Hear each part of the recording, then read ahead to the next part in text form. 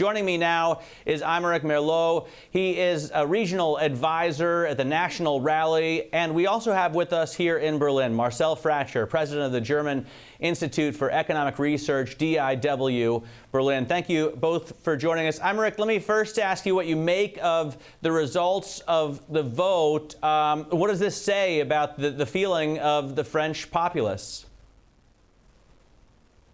Well, I think it's a huge victory for us because it's the best score ever for the National Rally in terms of voters, with a huge participation to the elections. So I think it's a good result for us. It's also now clear that the only two parties who can lead France at the moment are the National Rally and Emmanuel Macron party. So, but you won't be working together anytime soon, right? So what does this mean for French politics going forward? There's some really divisive issues that need to be solved, the Yellow Vest protests among them. How can you work to find solutions for the people? Well, I think Emmanuel Macron has to hear what has been said by the voters last night. That is to say that France is very divided between two kinds of territories. There is the biggest cities who are taking advantage of the globalization as it's organized at the moment. And there are also all the other territories in France, which are smaller cities or the countryside, which are suffering from European politics, but also for the government politics.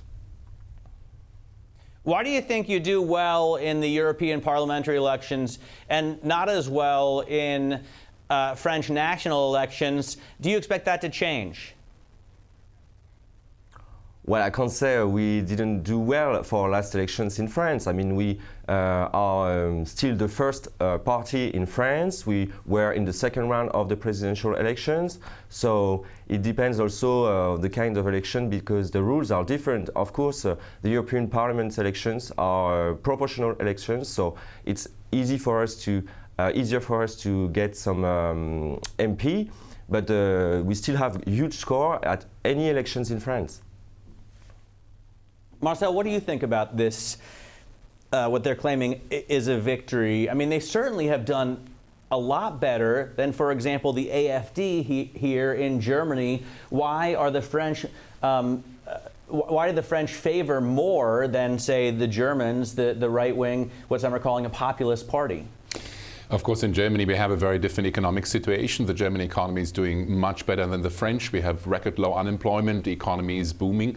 So the right-wing AfD party actually has lost in the election, the European election now, compared to the national elections 2 years ago. They're only at about 10%. 90% are more pro-European forces. So that's one of the big differences to France. But at the same time, we also have a major upheaval in German politics because the major parties, the Social Democrats and the Conservatives, lost more than 16–17% together in the European election. But the ones picking up that vote is not the right-wing extremist, but it's the Green Party in particular, who has more than doubled its voting share. So there is a shift, but the good news for pro-European forces is it's not the anti-European forces benefiting, but it's more reshuffling within the German establishment. Aymeric, what do you think about the economic situation in France? I mean, what would your party do given the choice to improve the economy and to boost growth in France? Well, you know, Emmanuel Macron was elected because of his economic program and supposed to be better than ours. But in the end, he doesn't really manage to make that boom happen. He was also the Ministry of Economy for François Hollande, last president. So the situation that is facing by France is totally his responsibility. Now, I think in France, we need to change this economic model. I think I'm agreeing with your other guest.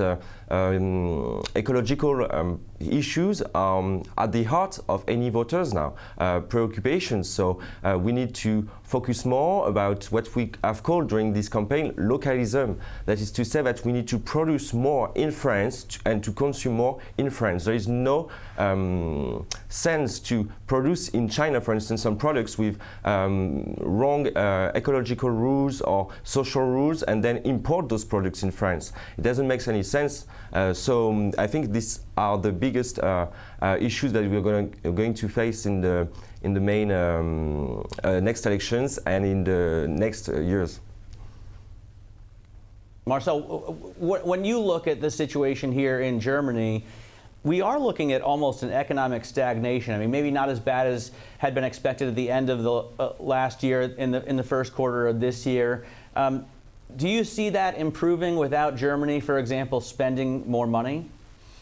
The fundamentals of the German economy are still very sound. The main risk to Germany and to Europe at the moment really comes from the global side. From a trade conflict, we see that the slowdown in global trade is really the driving force behind slower investment and slower domestic consumption. That's very different from the situation 3 or 4 years ago. In Germany, the fundamentals are sound. You have a very strong labor market. Wages are growing. Competitiveness is very high. If you look at a lot of the mid-sized German companies that have a stable and high market share. So I think the key challenge will really be to tackle the global issues. There is still, of course, some homemade problems. We still have huge difficulties in Italy with a government that is not doing the right reforms, Italy being relatively weak. We have a Brexit to solve, so the internal problems. But I think the key message here is the German economy, at least for the next 2 or 3 years, is relatively sound, has a strong foundation, also for fiscal spending. In my belief, in my view, the German government should now push more on public investment, use some of the fiscal space they now have to preemptively stabilize the economy, not wait for those risks to realize. But it's clear that they're not going to do that, right? I mean, the German government just isn't going to loosen the purse strings. They have things to spend on. The infrastructure here is crumbling, the highway system, the airports, the digitalization hasn't come forward. A lot of places still don't get broadband internet. But it doesn't seem every government participant that I speak with, including the wise men and women that advise Merkel, don't want to spend more money. Yeah, Germany is spending more money, but it's spending money on social issues, increasing pension payments and social security. So Germany, like many other countries, has a social polarization. You see that also in the elections, that there is a very strong anti-movement against the big parties. But I think it's not the issue whether the German government is spending enough or not. It's spending too little on investment, on a good digital infrastructure, on transport infrastructure, and the energy transformation to make that work. I think the German government is spending a lot. If the economy is recovering, I agree that the German government will not have a fiscal stimulus.